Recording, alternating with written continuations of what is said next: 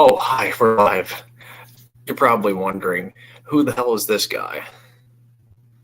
Well, my name is Steve. Yes, not Earl. And this is my show. It's called the POSTGAME POD. And yeah, what's going on, guys?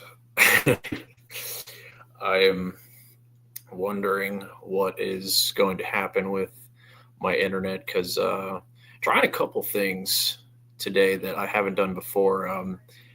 Obviously, the small one is the color of my at down in the corner there to match the backdrop. But I'm also in a new spot recording, so hope it goes well. It cuts off body parts as I go along and move around. See, I have an ear there. I don't have an ear anymore. I have them both, though. I'm an idiot. What's going on, guys? Let's talk sports. So I wanted to focus mainly today on basketball because of all the stuff that's been happening the past couple weeks, and some not good stories. But hey, could be worse. It could be the NFL, man, which they are. Right now, we have 3 hours, I believe, until the first game kicks off tonight. The beginning of preseason technically already happened. The Chargers and the Lions played recently, and man, San Diego ran Detroit out of the building.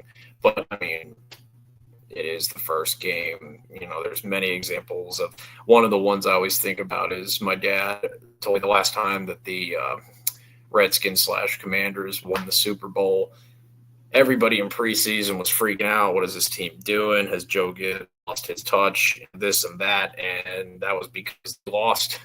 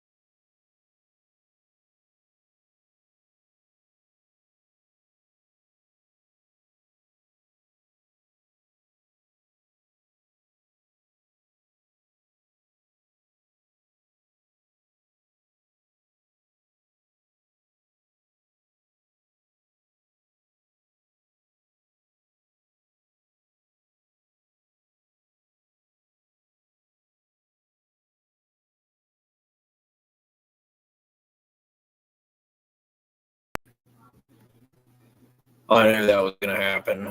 So I moved it to another spot in the room I'm using. Uh, Comment if my internet goes out again, but where was I? I was talking about the preseason kicking off tonight. So many examples of teams looking piss poor in the preseason, just like in slow motion almost, like they're sabotaging themselves. The Redskins were notorious for that with Joe Gibbs, where he'd come in and he'd have like 4 plays, something like that they would run. And they lost one preseason game in 1991, I believe, to the New York Jets. And I'm testing my knowledge right now, but they lost 6-3, I believe was the final score. 6-3 to the New York Jets, who that year, who were they coached by? Was it? I'll never get that right. I think Rich Kotite. He coached the Jets at one point, which You have to give him credit.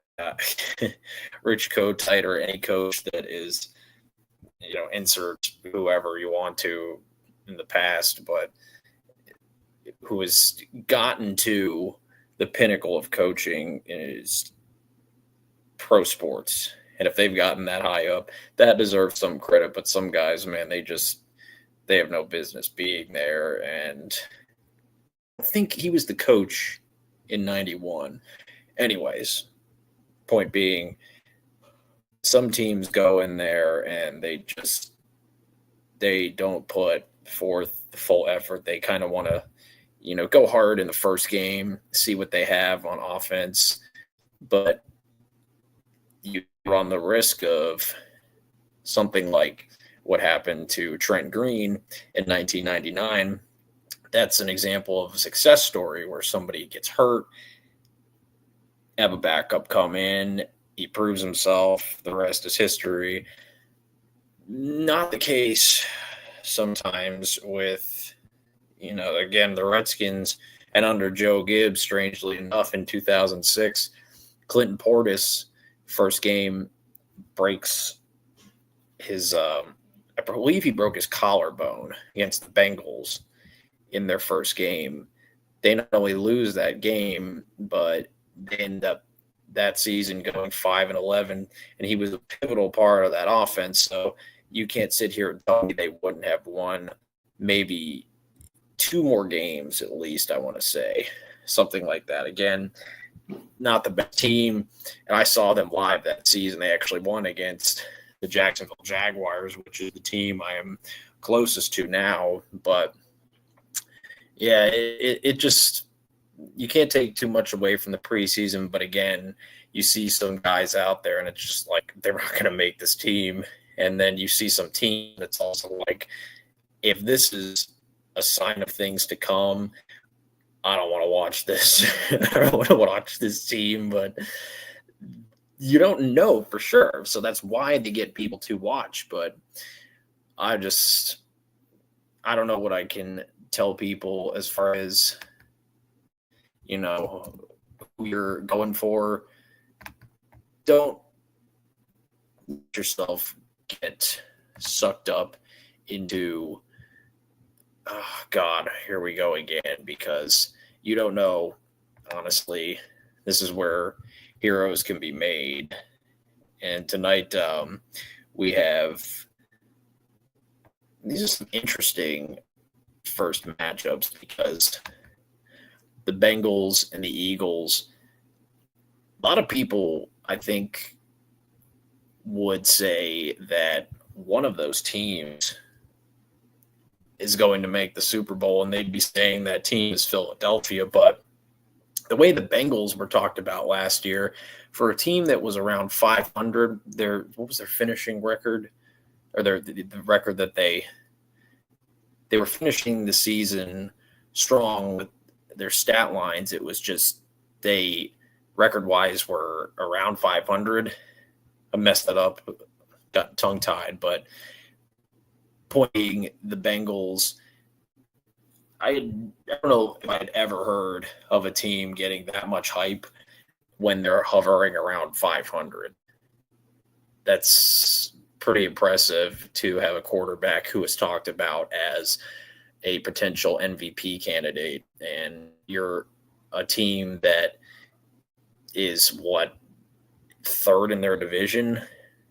That team I think is going to be a lot better than they were last year, but a lot of problems in the office too. I mean, we've been hearing about how the Bengals are just the way that they're negotiating these contracts doesn't translate to the field, and it's not surprising when you have all that talk and then a team goes out and finishes the way they did.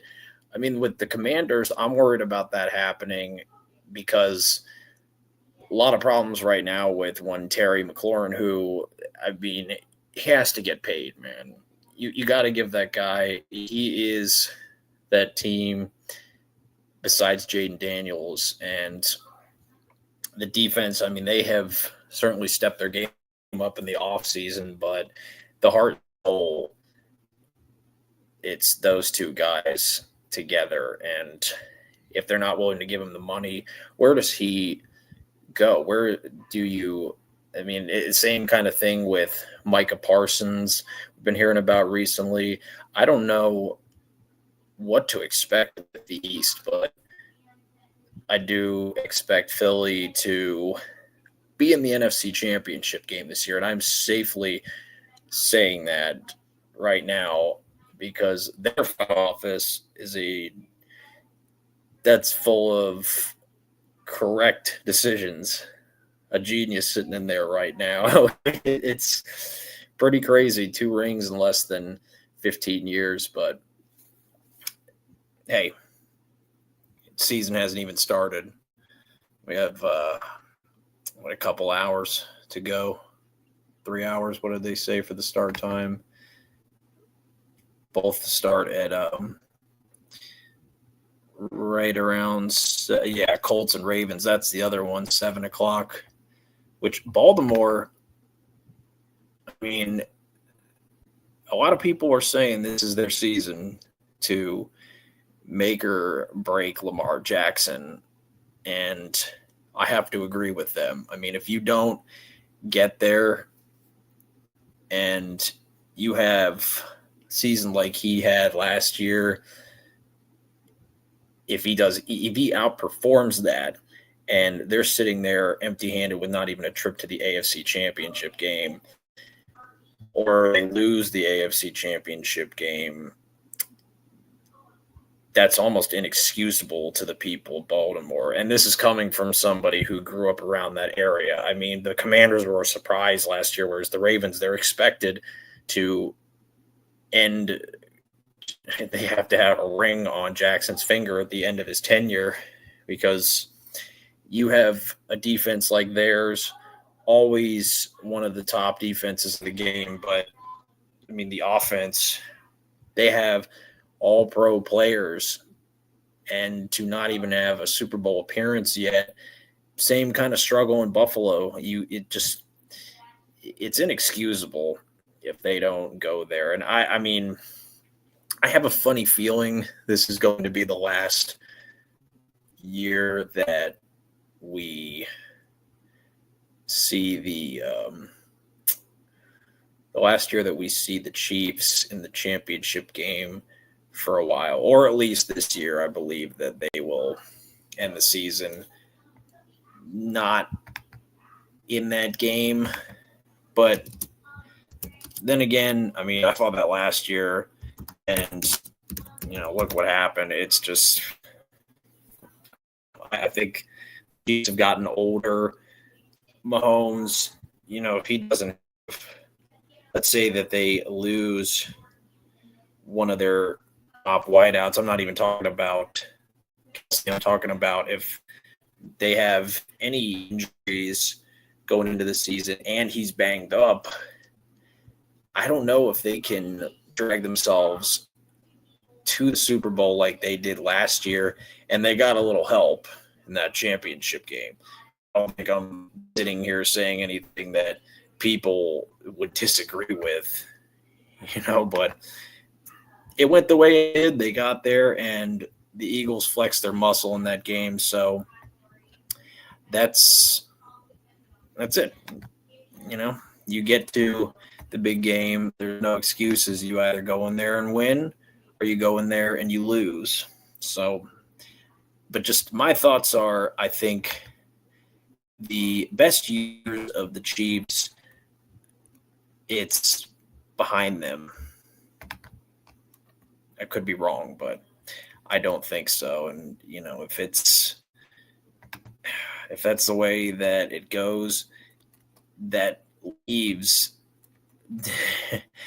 I mean, there you go. You have the Ravens and the Bills. It's like the way that used to be for the Cowboys and the 49ers in the 90s.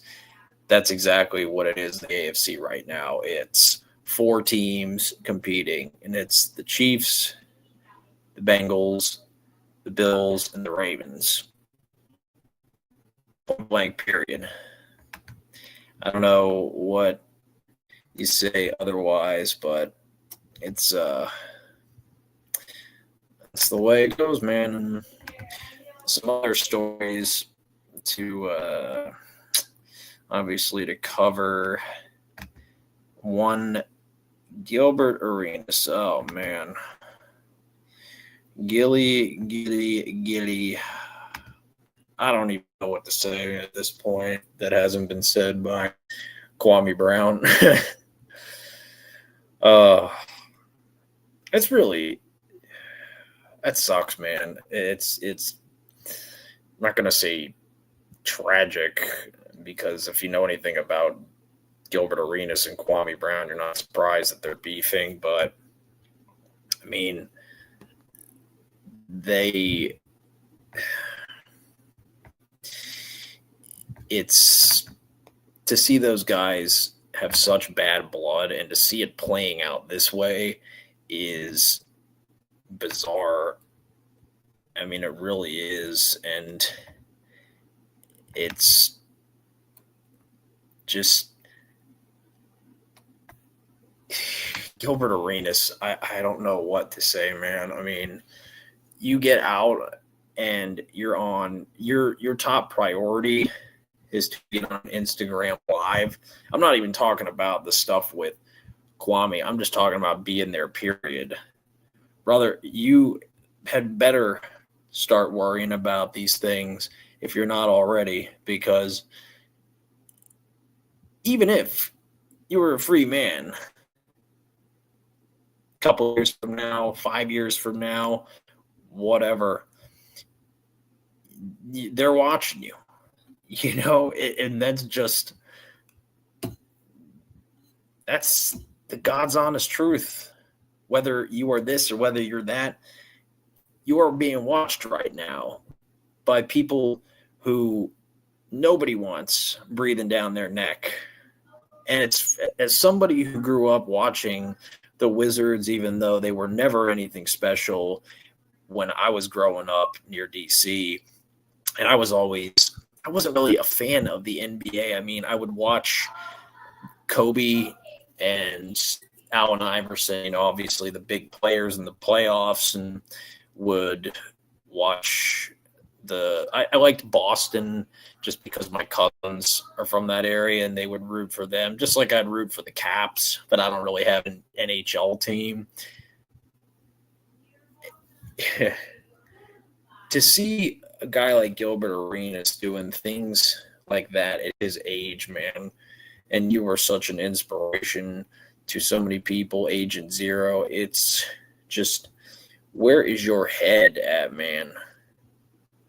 I mean, what is it? I don't want to sit here and comment and say that he's on something or that he's doing these things because he has information that's only something, only an insider tip.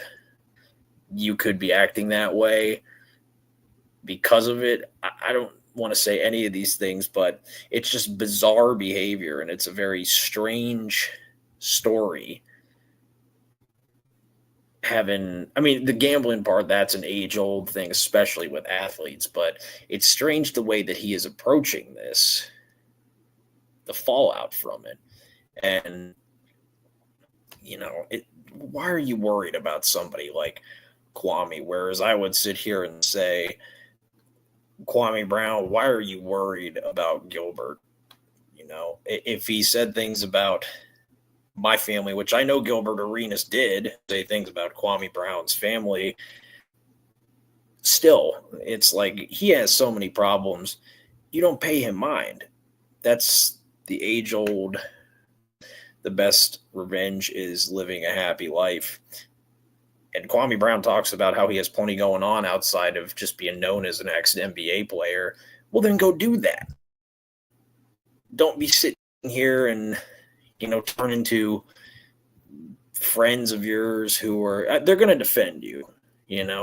These pages like Damn D, and there's others, the Bookman, but if you get that reference, but I just let them do that, fine, but you don't have to pay it any mind anymore. If he keeps going at you and there's a threat made, that's another story, but I'm expecting one of you to be the bigger man and walk away from it. But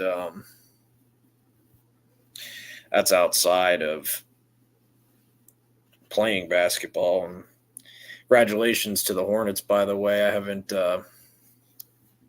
been on here to cover other sports for a couple weeks now. And, God, has it been longer than that? I think it's been 3 weeks now. But was doing a bunch of stuff for BKFC and the UFC. Charlotte Hornets, your NBA Summer champs, and we just had the preseason schedules dropped recently, which I got to pull those up because, yeah, it was interesting to watch this year just because all the stuff that happened last year with the Lakers in the last couple of years. It feels like NBA teams are getting the shine, not just superstar players. It's a wild time in the NBA, and searching schedules now because off the top of my head, I do not know what the deal is with closest to me, Orlando, where I used to be, Washington. I'm looking it up right now to see what's happening. So, NBA schedule. I love having my own show because I can do this. I can just jump onto another website while I'm live and give you the most up-to-date stats if I have internet that works. I sounded like Ray Romano just now. All right, so here we go.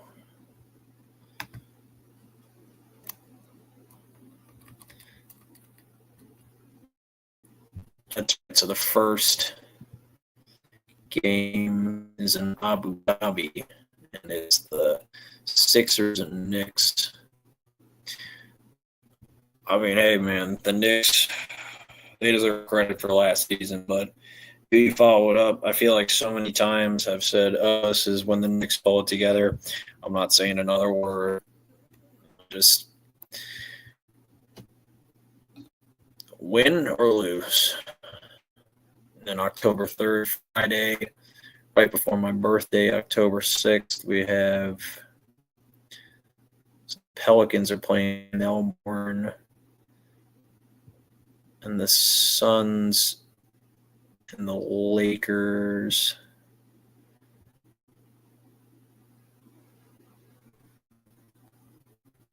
Yeah, so we have that to look forward to in the fall. Bucks and the Heat down in Miami on my birthday on Monday. And the Hawks and the Rockets. Yeah, hey, man. Don't sleep on the Hawks. But the standout players in Summer League, obviously there's a lot of buzz around why is that his name off the top of my head, Neufel, for the Hornets. I mean, they looked impressive, and you have a relatively healthy lineup going into the second to start 2026. You are looking at a potential, I mean, I don't know. I believe that the Hornets have the most they've ever had to be excited about in the past decade ahead of them this season. So let's see how that plays out. Um, Turning to the West, I mean, Lakers. Best wishes, LBJ, starting your own league because you were biting the hand that has fed you for so long. And I mean, I do not know what to say about JJ Redick. How can you have the confidence that you have in Bronny? it's madness with that team right now. But I mean, outside of all that, they have their future star there ready to go. Let's see what happens. It's a new day because you have stiff competition now outside of Golden State and the Lakers the way it used to be in 2010 and 2015. It's a new era. And I mean, OKC, I think they're going to get far into the playoffs, but I just don't feel them repeating this season. You know, I'm so happy for the season they had last year. I'm so happy for the city, but will that buzz continue? Remains to be seen. But in the East, I just don't feel like there's anybody that's contending with the West right now. There was a debate the other day on, well, not the other day. I guess it's more like a little over, maybe about 2 months ago now, but it was on Ticket TV, and they were talking about what teams in the East even come close to what the West has right now. And I mean, I want to say that the Pacers, I believe that they're going to be, I think they'll be back in the Eastern Conference Finals. But as far as teams that can contend with the West in the finals, I think that's the only one. If the Celtics can stay healthy, play consistent ball, hey, the sky's the limit. You know, they just got the chip a couple of years ago, but right now I think it's the West who will be fumbling it away, if anything. Because I don't see them losing this year. I don't think that the Lakers will win it all, but I think that they will take it far compared to where they were last year, maybe another round further, or they will be out in the first round like they were last year. And a lot of people were picking them to go as far as I just did, so don't say that's too ridiculous a prediction. But I don't know. Let me know what you think in the comments. Yeah, that's where we're at, folks. Right now, few more, or less than a few. We have 2 months, not even, and we are in NBA preseason.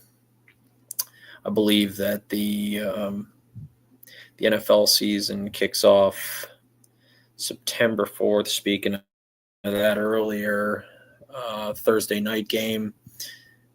That's going to be interesting. I believe that's the who was that? The Packers. And if anybody's in the chat, who is Green Bay playing week 1? Pull that up right now and see. How do you get to? This is different than on my phone. No. I want the, okay, NFL.com. Week 2 of 4. Week 3. Week 4, yeah, week 1 will be the Cowboys and Oh, that's right. Yeah, the kickoff game is the Cowboys and Eagles, and then the Lions and the Packers will be the first game for Green Bay. And I don't know why I thought that was week one. Lions and the Packers. Yeah, that's at 4:25 for the kickoff. Giants and Commanders, the other team from the NFC Championship game last year. The Commanders, yeah, they're playing at 1 o'clock. Bucks and Falcons in Atlanta. We have Seahawks and 49ers. So a lot of divisional games. And, I mean, one of the biggest tests of the season for Baltimore and for Buffalo in week one, playing each other on. So is that a Sunday night game? Yes, it is. And then Monday night is Minnesota and Chicago. Yeah, that's going to be bloodbath. And guess who I'm picking in that game? Don't want to upset any fans. So I ain't saying a word. Titans and Broncos. Yeah, that's another interesting game. We get to see the number one draft pick in Denver week one against another big name player this coming year who had a breakout season last year, Bo Nix. How will Denver look? I don't know, but they better look solid or Perna's going to be having some high blood pressure. But folks, thanks for tuning in today. That is where I will leave it. Can't wait to watch these games. I want to dive into what's been going on outside of NFL games more. This one I was focusing more on, trying to focus more on basketball, but plenty of NFL news been happening lately. Obviously, want to say all the families affected by the shooting. I mean, I don't have words. I've seen it so much in my lifetime, and that's not a good thing. That's not an excuse, but it has been happening frequently for years now, and it should be much better than this. We should be much further along than this. And praying for you all, because if I know anything, it's that's where we're all united when something like that happens. As corny as that might sound to people, it's the truth. I know I wouldn't want my family involved in that, especially recording this at a day after what happened in Georgia. Come on, humanity. Speaking of Perna, I mean, the way he ended his video the day that shooting happened in New York, it's just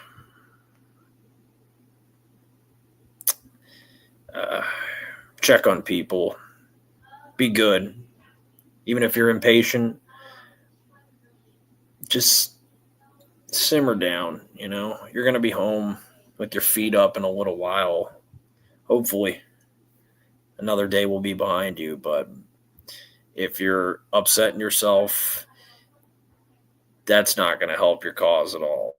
But if you're past that and you're feeling like suicide, something like going into a place and taking a life, you're at that point, talk to someone, because we're here, man, and that's not going to do anything to help you, and it's certainly not going to help other people if you take your life or you take someone else's life. Didn't mean to turn this into a PSA, but if I have a platform, I'm going to say this, even if it's been said a million other platforms have said it. Guys, hope you enjoyed the show. And be good.